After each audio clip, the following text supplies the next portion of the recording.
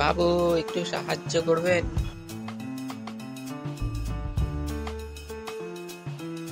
ও বাবু, একটু সাহায্য করবেন? কেন, তুমি কিছু করে খেতে পারো না?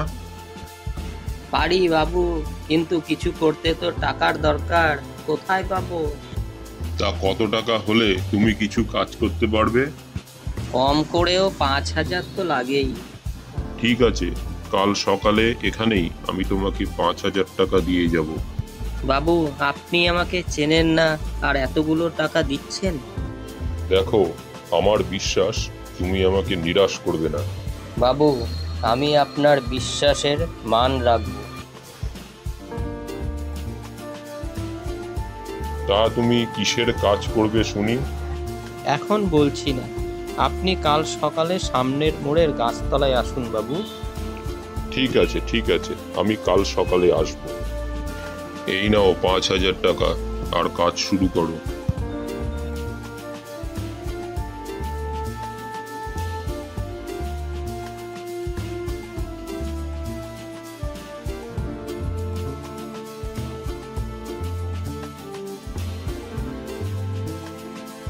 আসুন বাবু, আসুন।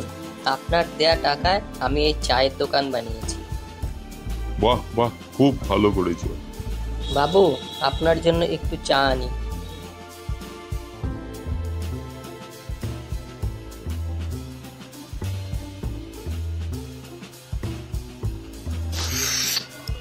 বাহ, খুব ভালো চা বানিয়েছো। বাবু, আমি তো আপনার বাড়ি চিনি না। আপনি সময় পেলে কয়েকদিন পরে একবার আসুন এখানে। ঠিক আছে, ঠিক আছে, নিশ্চয়ই আসবো।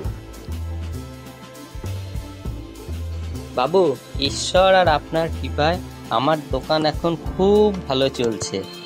বাবু, এই আপনার 5,000 টাকা। আপনার উপকার আমি কোনোদিন ভুলবো না। দেখো, আমি তোমাকে 5,000 টাকা দিয়েছিলাম, আর তুমি সেই 5,000 টাকা আমাকে ফেরত দিলে। মাঝখান থেকে তোমার এই দোকানটা হয়ে গেল। এই দোকানটা হচ্ছে তোমার পরিশ্রমের ফল। আমাদের সমাজে এরকম প্রচুর সৎ ও কর্মনিষ্ঠ লোক আছে, যারা অর্থের অভাবে কিছুই করে উঠতে পারছে না। আমরা যদি সবাই এভাবে সাহায্যের হাত বাড়িয়ে দিই, তাহলে একটা সুন্দর সমাজ গড়ে তুলতে পারি।